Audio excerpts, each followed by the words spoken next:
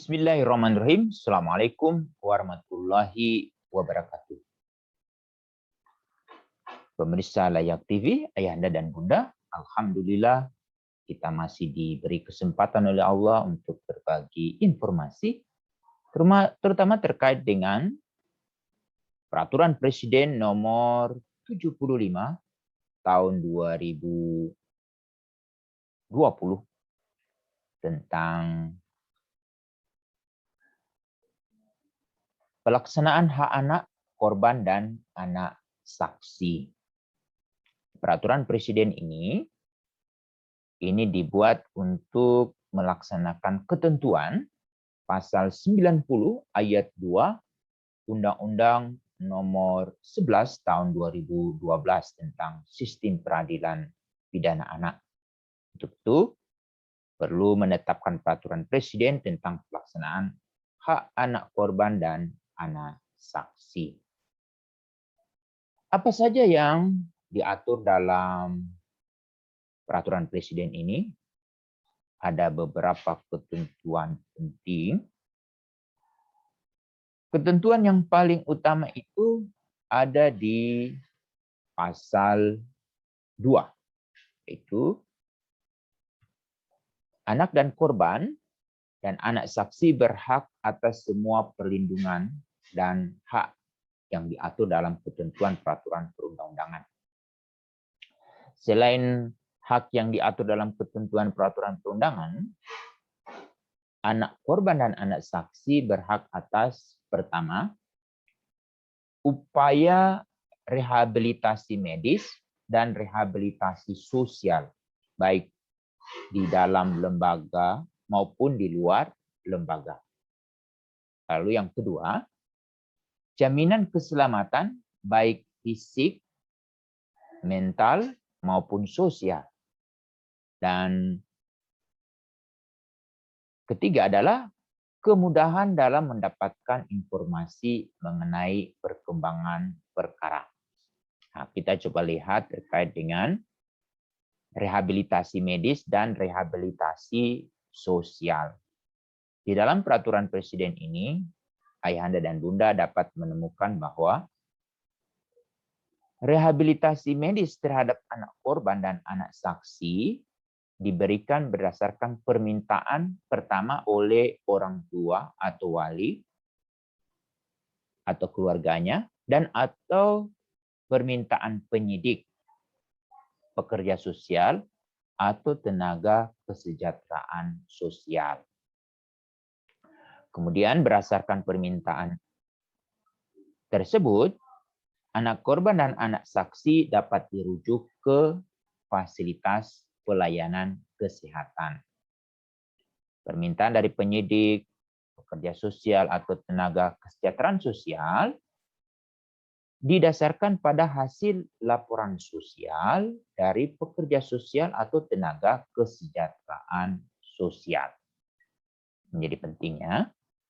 Kemudian, berdasarkan hasil laporan sosial, anak korban dan anak saksi dirujuk ke fasilitas pelayanan kesehatan. Di fasilitas pelayanan kesehatan, anak-anak itu dapat dikirim ke antara lainnya pusat kesehatan masyarakat atau puskesmas atau rumah sakit yang mampu tata laksana kekerasan terhadap perempuan dan anak. Jadi kita dapat merujuk ke puskesmas yang memiliki program mampu tata laksana kekerasan terhadap perempuan dan anak di luar rumah sakit. Lalu kemudian yang kedua, rumah sakit yang memiliki pusat pelayanan terpadu atau pusat krisis terpadu. Dalam hal anak korban memerlukan tindakan pertolongan, penyidik tanpa laporan sosial dari pekerja sosial dapat langsung merujuk anak korban ke rumah sakit atau ke lembaga yang menangani perlindungan anak sesuai dengan kondisi anak korban. Kemudian, Apa saja yang akan dilakukan oleh tenaga kesehatan? Pelayanan rehabilitasi medis terhadap anak korban dan anak saksi dilakukan berdasarkan indikasi medis. Jadi kita garis bawahi indikasi medis. Nah, indikasi medis ini merupakan hasil pemeriksaan tenaga kesehatan.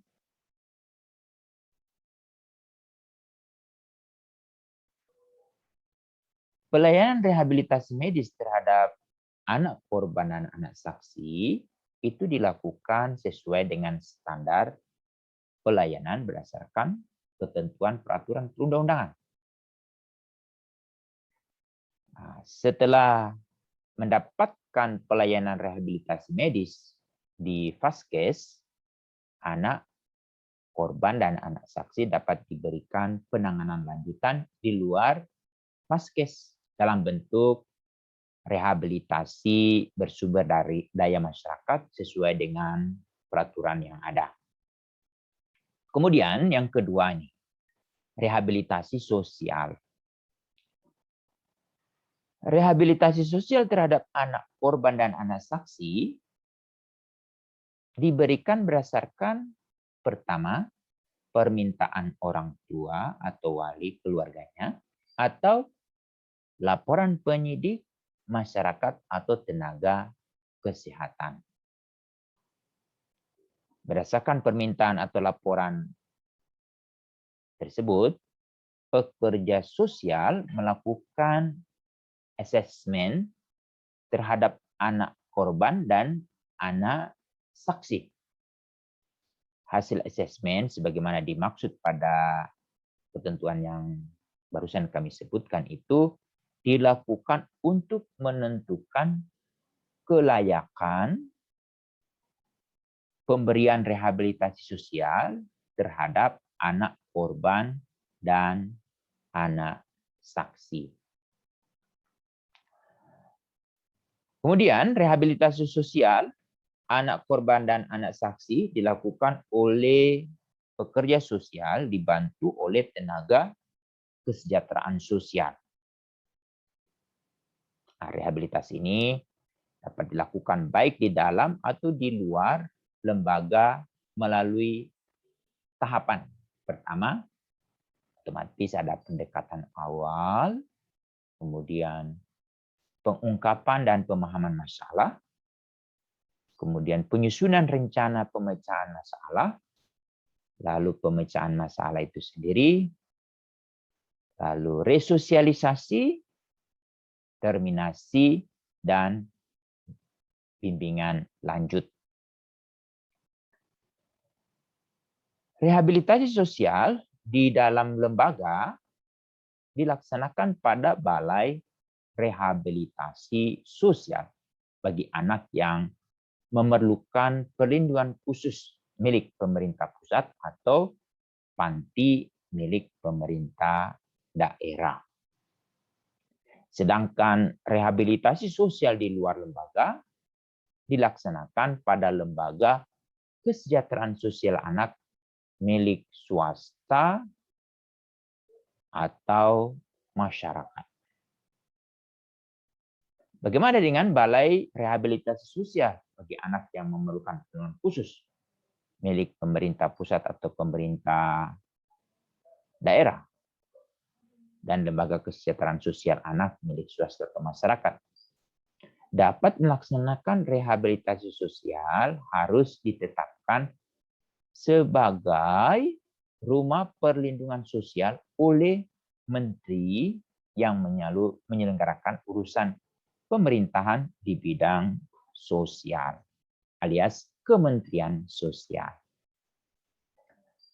Rehabilitasi sosial anak korban dan anak saksi diberikan dalam bentuk pertama rehabilitasi sosial dasar dan atau rehabilitasi sosial lanjut.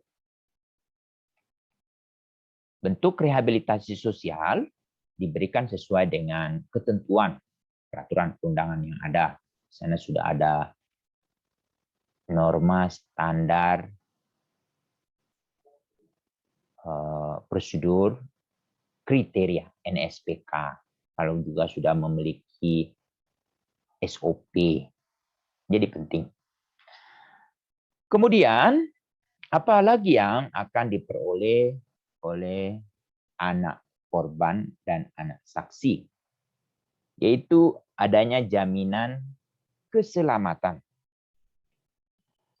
Jaminan keselamatan terhadap anak korban dan anak saksi diberikan berdasarkan permintaan orang tua atau wali, keluarganya, atau pejabat yang berwenang. Permintaan itu diajukan kepada Lembaga Perlindungan Saksi Korban, LPSK. Lalu jaminan keselamatan terhadap anak korban dan anak saksi diberikan dalam bentuk pertama, perlindungan atas keamanan pribadi, keluarga, dan atau harta bendanya. Kedua, perlindungan dari ancaman yang berkenaan dengan kesaksian yang akan, sedang, dan atau telah diberikannya. Kemudian, kerahasiaan identitas yang perlu kita garis bawahi. Anak-anak korban dan saksi ini, dia memiliki kerahasiaan identitasnya. Kemudian, pengurusan identitas baru. Nanti kami uraikan juga ini apa yang dimaksud. Lalu perlindungan di tempat kediaman sementara, penyediaan tempat kediaman baru, pemberian nasihat hukum dan atau pendampingan. Kita garis bawahi coba ya. Dalam memberikan jaminan keselamatan, LPSK dapat bekerja sama dengan Kepolisian Negara Republik Indonesia atau lembaga lain. Dalam hal terdapat ancaman yang membahayakan jiwa anak korban dan anak saksi serta berpotensi untuk mempengaruhi kesaksian yang akan, telah, atau sedang diberikannya, sehingga diperlukan tindakan pengamanan dan atau pengawalan yang bersifat mendesak, perlindungan dilaksanakan oleh LPSK dan atau Kepolisian Republik Indonesia sesuai dengan ketentuan peraturan perundangan yang ada. Pada saat memberikan keterangan atau kesaksian pada setiap tingkat pemeriksaan peradilan pidana, anak korban dan anak saksi didampingi oleh pendamping yang memiliki kapasitas melakukan pendampingan dan disetujui keberadaannya oleh anak korban dan anak saksi. Pendampingan dapat berupa pemberian nasihat hukum terkait perkara yang dihadapi beserta akibat hukumnya, atau bentuk lain yang berkaitan secara langsung atau tidak langsung dengan perkara tersebut. Dalam rangka memberikan jaminan keselamatan, anak korban dan atau anak saksi yang berhalangan hadir dalam pemeriksaan tindak pidana dapat memberikan kesaksiannya dengan cara lain sesuai dengan ketentuan yang berlaku. Lalu hal apa lagi yang harus didapat oleh anak korban saksi? Yaitu kemudahan mendapatkan informasi. Kemudahan mendapatkan informasi mengenai perkembangan perkara difasilitasi oleh Lembaga Perlindungan Saksi dan Korban atau LPSK dan atau lembaga lain sesuai kewenangan masing-masing. Tata cara mendapatkan informasi dilakukan sesuai dengan ketentuan peraturan perundang-undangan. Apa saja informasi yang perlu diperoleh oleh anak saksi dan anak korban? Yaitu informasi mengenai perkembangan perkara diberikan dalam bentuk pertama, informasi mengenai pengembangan penanganan perkara di setiap tahap proses peradilan pidana, dan atau mendapatkan informasi mengenai hak atas kompensasi ataupun restitusi sesuai dengan tindak pidana yang dialaminya, tata cara kerja sistem peradilan serta mekanisme penyelesaian perkara secara informal sesuai dengan ketentuan peraturan perundang-undangan. Bagaimana dengan pendanaan? Semua kegiatan yang dilakukan oleh kesehatan, oleh sosial, kemudian oleh lembaga saksi, perlindungan saksi dan korban, itu dibebankan pada anggaran pendapatan dan belanja negara pada bagian anggaran kementerian lembaga terkait, dan atau anggaran pendapatan dan belanja daerah. Ini menjadi catatan penting juga bagi daerah-daerah yang belum memiliki perwakilan LPSK. Sebelum perwakilan LPSK dibentuk di daerah, pemberian jaminan keselamatan dan kemudahan, mendapatkan informasi mengenai perkembangan perkara bagi anak, korban, dan anak saksi dapat dilaksanakan oleh organisasi perangkat daerah yang membidangi urusan pemberdayaan perempuan dan perlindungan anak, bekerja sama dengan Kepolisian Negara Republik Indonesia.